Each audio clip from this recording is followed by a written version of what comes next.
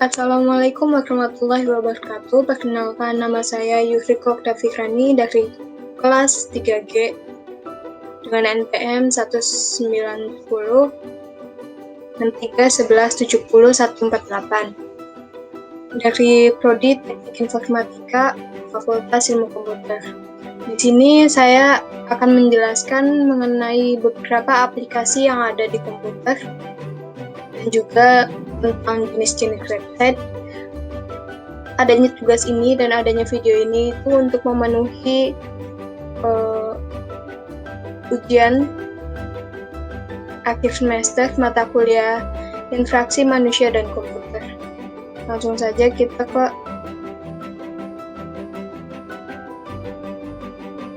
presentasinya.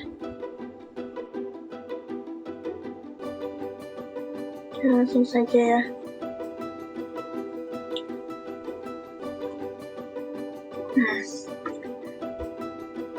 Aplikasi di komputer. Mata kuliah Interaksi Manusia dan Komputer dengan dosen pengampu Bapak Arif Solehudin M.Com. Jadi yang di sini kita akan membahas 4 subbab, yaitu yang pertama aplikasi perkantoran. Di sini saya akan membahas tentang Microsoft Office, LibreOffice, dan OpenOffice. Sebenarnya masih banyak lagi, tapi hanya 3 itu yang akan saya bahas. Kemudian yang kedua itu aplikasi multimedia. Aplikasi multimedia yang akan saya bahas yaitu ada Winamp, Windows Media Player, VLC Media Player, dan sebenarnya masih banyak lagi. Kemudian ada aplikasi internet browser, yaitu ada Google Chrome, Mozilla Firefox, Microsoft Edge, Internet Explorer, dan yang keempat adalah jenis-jenis website. Yang pertama, kita akan membahas tentang aplikasi perkantoran. Nah, di aplikasi perkantoran itu yang sudah sering banget kita gunain, itu ada yang pertama adalah Microsoft Office. Microsoft Office merupakan salah satu perangkat lunak aplikasi perkantoran buatan dari Microsoft dan didesain untuk dijalankan di bawah sistem operasi Linux, Mac OS X, dan Microsoft Windows. Beberapa aplikasi atau bagian di dalam Microsoft Office yang sudah populer adalah Microsoft Excel, Microsoft Word, Microsoft PowerPoint. Aplikasi Microsoft Office itu yang terbaru diluncurkan adalah Office 15 atau Office 2013 yang diluncurkan pada Januari 2013 dan Microsoft Office 2016. Microsoft Office terdiri dari banyak sekali bagian. Nah, kekurangan dan kelebihannya itu, yang pertama kekurangannya ya, berbayar. Kita tahu sendiri, yang Microsoft Office yang sering kita gunakan itu memang berbayar. Sebenarnya banyak kerekannya atau keruannya, tapi yang aslinya itu yang berbayar. Kemudian yang kedua itu user interface yang selalu di-update beberapa tahun. Jadi setiap beberapa tahun itu pasti ada aja yang selalu diperbarui. Yang ketiga itu file jenis baru menggunakan ekstensi .docx sehingga pada software Microsoft Word 2003 itu filenya jadi rusak. Jadi misalkan kita mengetik file di Microsoft Word yang versi terbaru dan kita memindahkan dan membukanya di Microsoft Word 2003, itu filenya akan rusak karena menggunakan ekstensi yang jenis filenya itu yang berbeda. Yang keempat itu memakan banyak hard disk memori sampai 16 GB. Yang kelima itu perubahan desainnya itu yang drastis. Sehingga mungkin untuk orang-orang awam itu akan kesulitan apabila terus ada perubahan yang desainnya itu yang jauh gitu. Terus yang ada kelebihannya itu dapat ditemukan setiap komputer. Pasti di setiap komputer itu ada, karena Microsoft ini sering banget kita gunain. Apalagi untuk mahasiswa, pelajar, orang kantor, dosen, dan lain-lain. Bisa untuk memenuhi tugas dan lain-lain. Kemudian bisa di-save ke berbagai jenis file. Yang ketiga, bisa digunakan untuk pengiriman melalui surel atau email secara langsung. Di Microsoft Office ini dapat fitur untuk dapat mengirimkan file tersebut ke email secara langsung. Terus yang keempat itu mudah untuk menginputkan gambar, tabel, grafik, dan masih banyak lagi. Yang kelima itu memiliki fitur auto recover. Nah, fungsi dari Microsoft Office itu yang pertama, membuat surat menyurat. Bisa dilakukan oleh Microsoft Word. Kemudian membuat dokumen dengan berbagai variasi, menambahkan gambar pada dokumen, 4 membuat tabel, 5 mencetak dokumen. Nah, Microsoft Office itu sebenarnya ada banyak jenisnya. Yang pertama itu ada Microsoft Word. Kemudian yang kedua ada Microsoft Excel. Yang ketiga ada Microsoft PowerPoint, ada Microsoft Outlook, ada Microsoft Publisher, ada Microsoft OneNote. Nah, tapi di sini yang akan saya bahas itu hanya 3 saja. Ini yang sering banget kita gunain untuk memenuhi tugas ataupun kebutuhan lainnya. Yang pertama itu ada Microsoft Word. Microsoft Word atau Microsoft Office Word merupakan perangkat lunak atau program pengolah kata. Program ini itu diterbitkan pertama kali pada tahun 1983. Selanjutnya, beberapa versi lain juga dikembangkan untuk digunakan di sistem operasi lainnya. Yang kedua itu ada Microsoft Excel. Microsoft Excel ini adalah program aplikasi lembar kerja yang dibuat oleh Microsoft Corporation untuk Microsoft Windows dan macOS. Program pengolahan angka ini dilengkapi dengan fitur kalkulasi dan pembuatan grafik sesuai dengan strategi marketing Microsoft. Hal ini membuat Microsoft Excel sebagai salah satu program komputer yang banyak digunakan untuk komputer mikro sampai saat ini. Yang ketiga adalah PowerPoint. PowerPoint adalah aplikasi presentasi yang dikembangkan oleh Microsoft PowerPoint, berjalan di komputer PC berbasis Microsoft Windows dan Apple Macintosh. PowerPoint itu banyak digunakan di kalangan pebisnis dan kantoran, ataupun siswa, pendidik, dan trainer. Versi PowerPoint terbaru adalah versi 15, yakni Microsoft Office PowerPoint 2019. Nah, yang kedua itu ada LibreOffice. LibreOffice adalah sebuah paket aplikasi perkantoran yang kompatibel dengan aplikasi perkantoran besar seperti Microsoft Office atau OpenOffice.org dan tersedia dalam berbagai platform. Nama pengembang dari LibreOffice adalah The Document Foundation. Rilis perdana pada September 2010 dan rilis stabil 0.0 pada 7 Februari 2013. Bahasa pemrograman pada LibreOffice adalah C++ dan Java. Dapat diaplikasikan di sistem operasi Windows, Linux, macOS. Jenis dari LibreOffice adalah Office Suite dengan lisensi GPL. Situs web resmi dari LibreOffice adalah libreoffice.org. Nama LibreOffice merupakan gabungan dari kata libre, yaitu dari bahasa Spanyol dan Prancis yang berarti bebas, dan office yang dalam bahasa Inggris itu artinya kantor.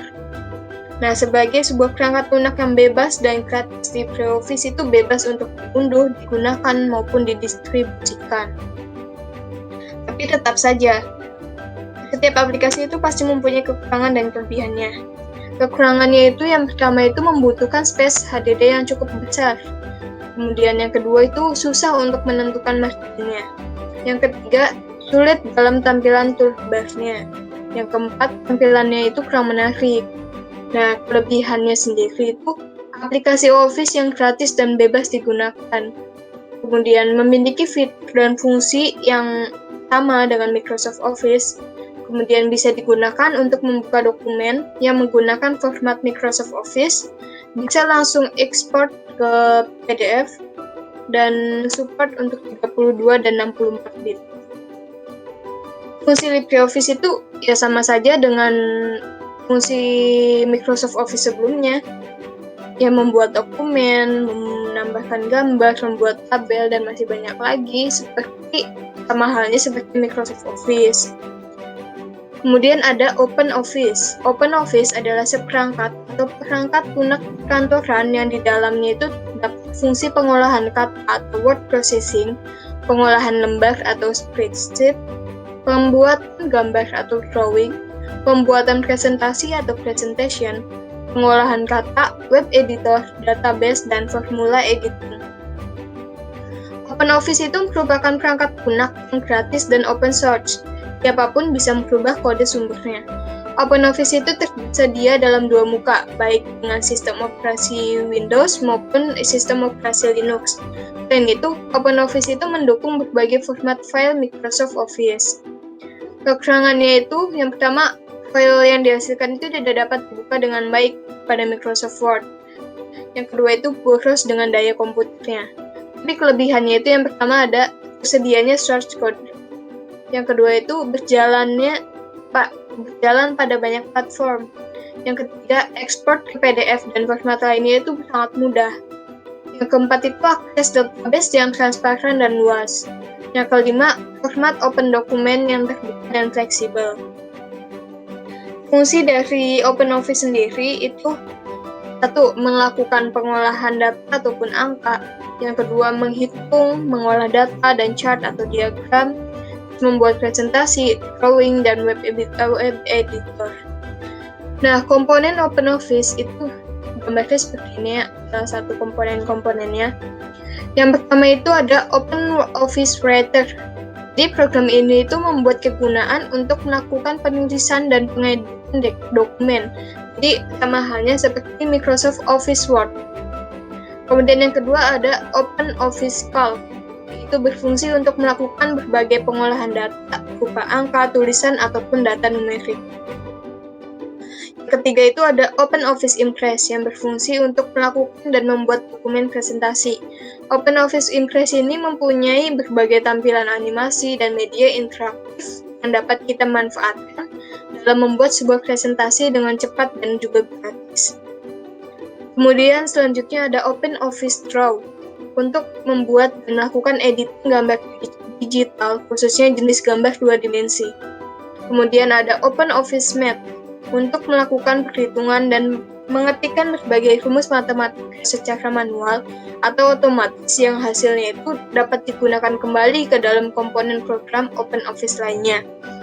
Kemudian yang terakhir ada OpenOffice Base itu untuk melakukan editing dan mengelola database.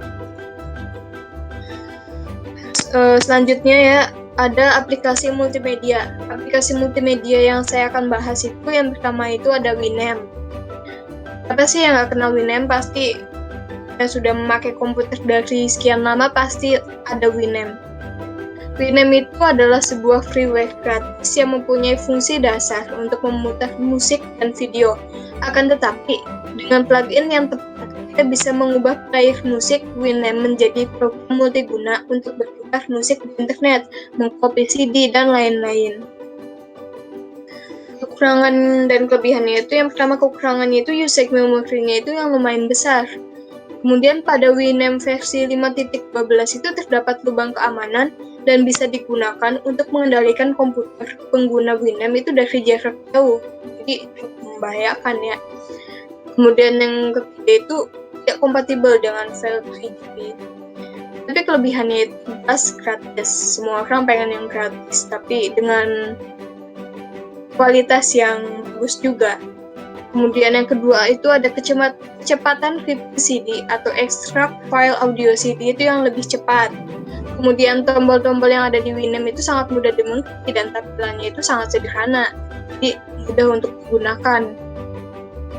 Fitur aliran musik dan video ke PC lain menjalankan perangkat yang kompatibel di sekitar rumah dengan remote media streaming.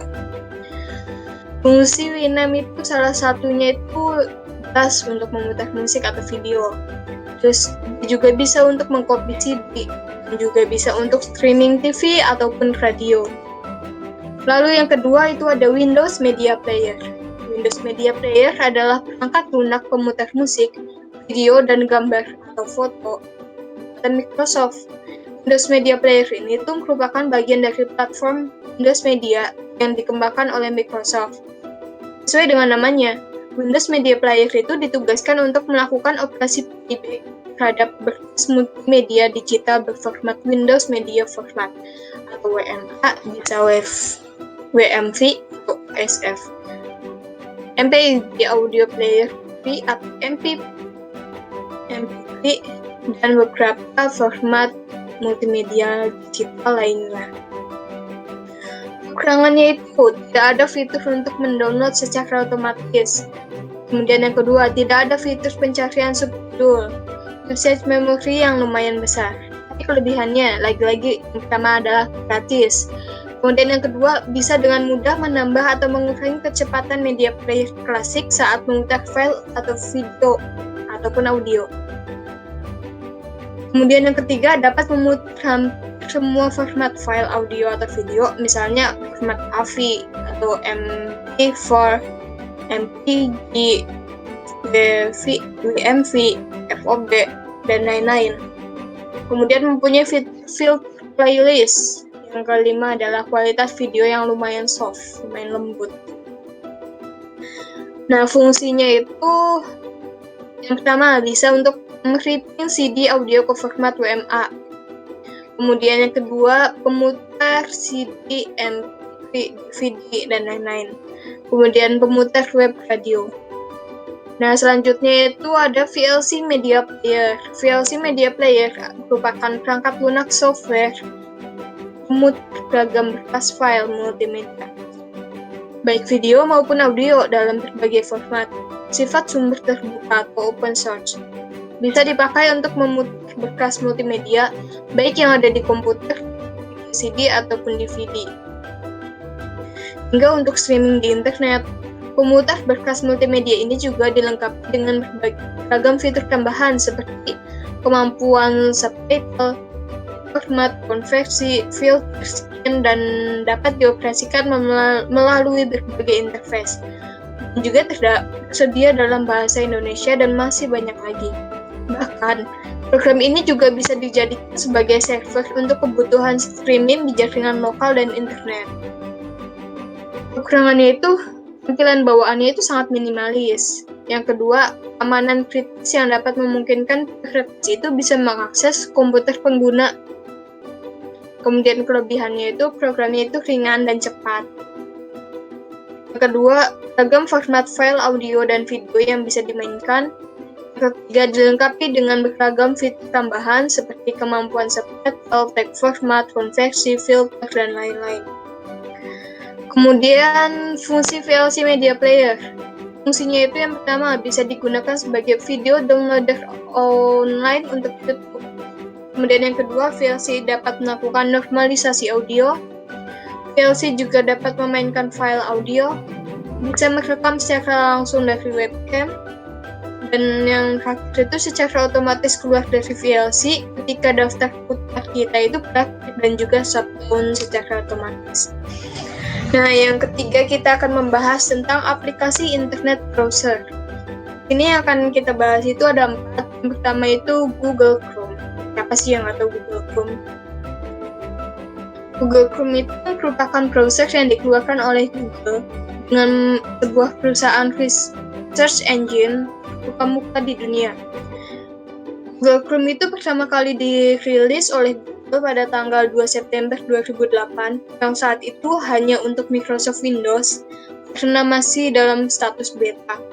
Lalu pada 11 Desember tahun 2008 juga, Google Chrome itu diluncurkan untuk semua sistem operasi karena telah mencapai versi yang stabil. Dan pada bulan Januari 2012,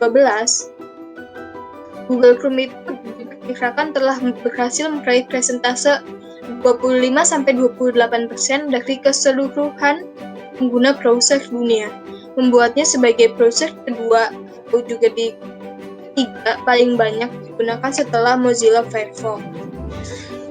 Kekurangannya itu proses penerjemahan bahasa yang masih kurang baik. Jadi apabila kita menerjemahkan ke dalam bahasa Indonesia tapi masih kurang dalam penerjemahannya, masih ada bahasa yang tidak nyambung, dan lain-lain.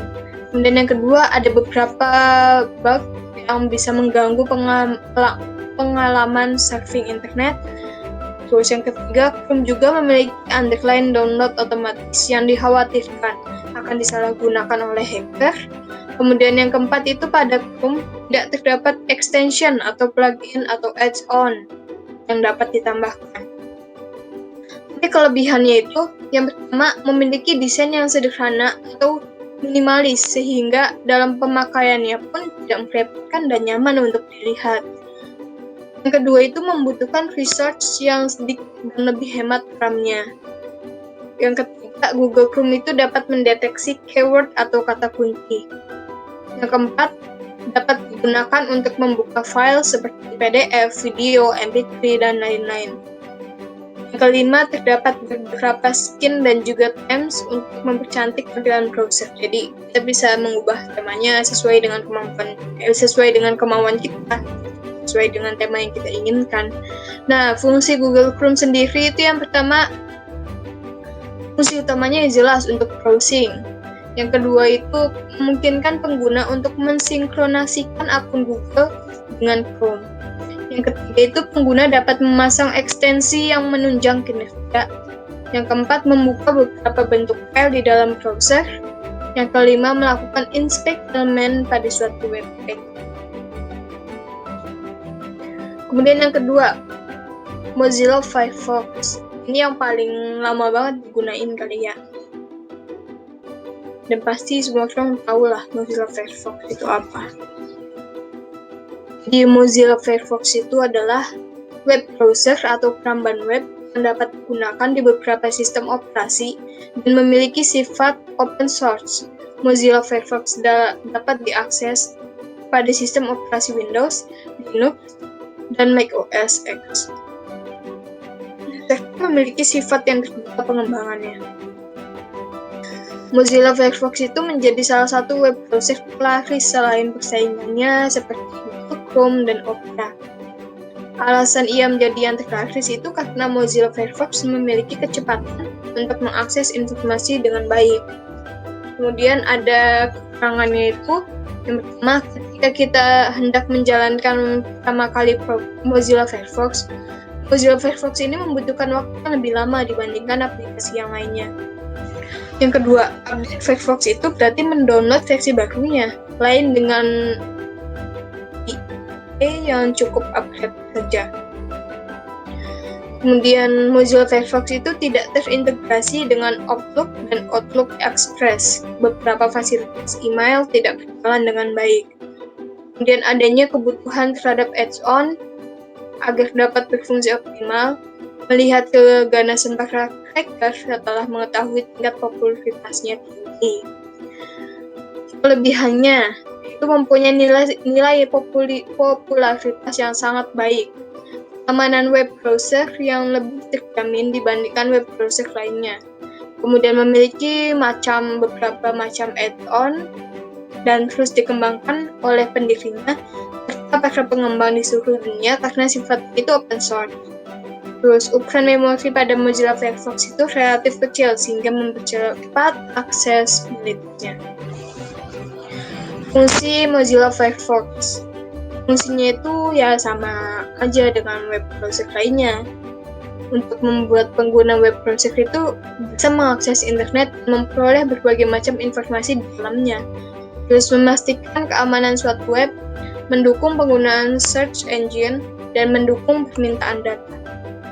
Kemudian web browser lainnya itu ada Microsoft Edge.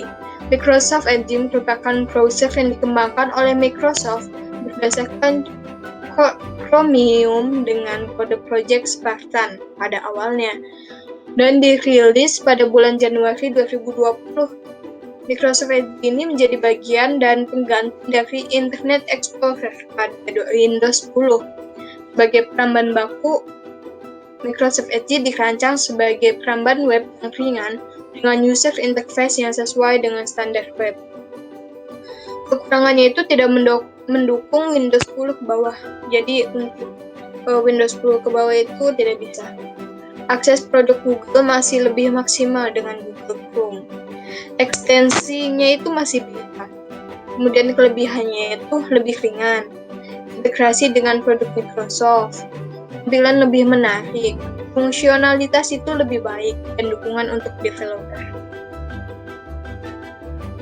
Fungsi Microsoft Edge ini ya sama ada seperti yang lainnya. Fungsi utamanya ya untuk mengakses internet untuk browsing. kemudian memperoleh informasi pada saat browsing, mendownload gambar, dan lain-lain. Kemudian ada Internet Explorer.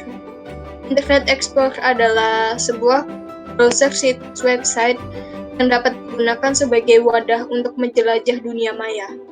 Internet Explorer ini dapat diunduh secara gratis dan menjadi web browser bawaan pada sistem operasi Windows. Internet Explorer dapat dikatakan salah satu web browser tua daripada yang lainnya. Internet Explorer itu berawal dari web browser Mosaic dan perusahaan Spyglass. Dengan melisensikan Mosaic, Microsoft akhirnya berhasil menciptakan sebuah web browser yang bernama Internet Explorer. Kekurangannya itu membutuhkan resource yang besar dan tidak seiringan Google Chrome. Kemudian yang kedua itu saat melakukan start pada awal dan tab baru berasa lambat dan berat. Tampilan UI-nya juga dapat membingungkan karena terlalu banyak komen dan juga menu bar. Kemudian terlalu banyak menu atau comment bar sehingga bagi orang yang awam itu akan sedikit membingungkan dan terkesan kurang praktis. Tapi kelebihannya itu adalah salah satu web browser senior yang sudah banyak dikenal user. Tidak perlu mendownload, otomatis itu akan terinstall bagi user ber-OS Windows. Memiliki banyak fitur yang membantu meningkatkan kenyamanan dan melakukan browsing. Tambahan add-on cukup banyak dan dukungan update add-ons yang baik. Fungsi Internet Explorer itu sama saja. Yang pertama untuk browsing, untuk mencari informasi, 2 mendownload suatu hal, 3 streaming film, video, dan lain-lain, terus membuka beberapa bentuk file di dalam browser, dan lain-lain. Nah, pembahasan kita yang terakhir adalah jenis-jenis website. Mungkin banyak dari kita tahu website yang gimana, tapi tidak tahu pengertian website itu apa. Jadi, website itu adalah kumpulan informasi atau kumpulan teks yang biasa diakses lewat jalur internet. Setiap orang di berbagai tempat dan segala waktu bisa menggunakannya selama terhubung secara online di jaringan internet. Secara teknis, website adalah kumpulan dari page yang tergabung dalam suatu domain atau subdomain tertentu. Website yang berada di dalam World Wide Web atau WWW Internet. Website adalah suatu metode untuk menampilkan informasi pada internet, baik berupa teks, gambar, suara, atau video yang interaktif dan mempunyai kelebihan untuk menghubungkan link suatu dokumen dengan dokumen lainnya, atau hypertext. Hypertext dapat diakses melalui sebuah browser. Itu merupakan pengertian website dari Uheviza pada tahun 1998. Nah, unsur-unsur website itu ada 3. Yang pertama, domain, hosting, dan konten. Apa sih domain? Domain itu jadi jika website diibaratkan sebagai produk, maka domain adalah mereknya. Penggunaan domain yang menarik itu akan membuat orang tertarik juga untuk memasuki atau mengunjungi websitenya. Dengan pemilihan nama domain yang unik, juga akan memudahkan atau lebih mengingatkan orang-orang mengenai nama domain untuk website yang akan dikunjungi. Kemudian yang kedua itu hosting. Hosting itu nggak kalah penting dengan domain. Hosting itu memiliki peran untuk menyimpan sebuah database, baik skrip, gambar, video, teks, atau yang lainnya. Nah, yang diperlukan untuk membentuk suatu website. Banyak sekali penyedia jasa hosting di Indonesia itu. Kemudian, itu konten yang jelas. Tanpa adanya konten pada suatu website, maka website itu bisa dikatakan tidak memiliki tujuan yang jelas. Konten pada website dapat disuguhkan baik berupa teks, gambar, ataupun video. Jika dilihat dari konten yang disebutkan, dapat beberapa macam website, misalkan sosial media, website berita, website jual beli, website yang berisi konten berdasarkan minat, hobi, dan lain-lain. Nah, website itu dibedakan menjadi beberapa berdasarkan hal-hal tertentu. Yang pertama itu berdasarkan sifatnya. Berdasarkan sifatnya itu ada website statis dan ada website dinamis. Website statis dapat didefinisikan sebagai website yang kontennya itu konstan dan tidak berubah. Setiap laman dibuat dengan kode HTML dan menunjukkan informasi yang sama kepada setiap pengunjung. Hanya webmaster atau developer yang bisa melakukan update pada konten website statis. Umumnya itu website statis dibuat dengan menggunakan HTML dan CSS untuk developer yang memahami pemrograman dan coding. Karena website statis itu tidak membutuhkan update konten secara berkala. Website statis tidak memerlukan database. Biasanya, website statis digunakan untuk website perusahaan yang hanya perlu memberikan informasi dasar seperti alamat, kontak, dan sejarah perusahaan. Sedangkan website dinamis itu adalah website yang kontennya itu selalu diupdate secara berkala. Kebanyakan website itu bersifat dinamis karena lebih mudah dikelola dibandingkan website statis. Website dinamis itu menampilkan kontennya dari database yang biasanya hanya bisa diakses oleh webmaster atau developer. Meskipun begitu, website dinamis memungkinkan untuk memiliki beberapa user yang bisa melakukan update konten website tanpa mengganggu desain webnya.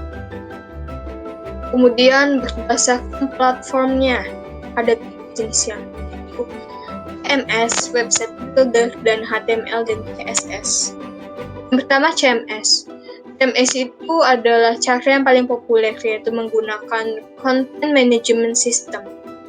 CMS adalah perangkat lunak atau sistem yang digunakan untuk membuat dan mengatur konten digital. Beberapa CMS yang paling banyak digunakan adalah WordPress, Joomla, Drupal, dan lain-lain. Dari ketiga CMS yang populer tersebut, WordPress adalah yang paling mudah untuk dioperasikan. Selain mudah dioperasikan, WordPress juga merupakan pemenang market share terbesar CMS dengan angka 59,9%. Yang kedua adalah website builder. Website builder itu adalah platform yang membantu kita membuat website dengan cepat tanpa perlu memahami codingannya atau kemampuan desainnya sama sekali. Website builder itu cocok untuk orang yang ingin membuat website dalam waktu yang singkat, tidak mempunyai kemampuan teknis, tidak ada waktu untuk mempelajarinya. Beberapa contoh website builder populer itu ada Wix, Site Builder, dan Weebly. Kelebihannya itu, pengguna itu dapat mendapatkan paket lengkap membuat website dan hosting domain hingga pilihan template. Yang ketiga ada HTML dan CSS. Metode membuat website ini memerlukan pengetahuan tentang coding dan pemrograman menggunakan HTML dan CSS. Kita bisa membuat kode untuk website menggunakan software seperti Notepad++, Wrangler, atau Sublime Text. Kemudian berdasarkan fungsinya, itu ada 6. Yang pertama, blog atau website pribadi. Sejak awal tahun 2000-an, blog menjadi tren baru sebagai jurnal pribadi yang bisa dikelola dan diakses secara online. Jika kita ingin menuliskan pengalaman pribadi, opini, atau kisah perjalanan, kita bisa mempublikasikannya melalui blog. Menuliskan cerita blog bahkan bisa dijadikan sebagai pekerjaan. Kemudian, toko online. Toko online itu kita bisa memanfaatkan website untuk membuat toko online.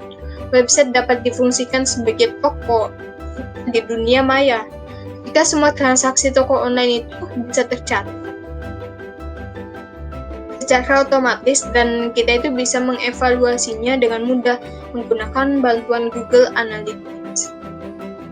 Kemudian itu ada website perusahaan. Website resmi perusahaan berguna untuk calon konsumen bisa menemukan informasi resmi tentang perusahaan kita dari website yang resmi. Dengan begitu, kepercayaan konsumen terhadap perusahaan kita itu akan meningkat karena mereka itu bisa menemukan informasi resmi yang dibutuhkan melalui mesin pencarian. Kemudian ada instansi pemerintah. Website juga bisa dimanfaatkan sebagai laman resmi organisasi.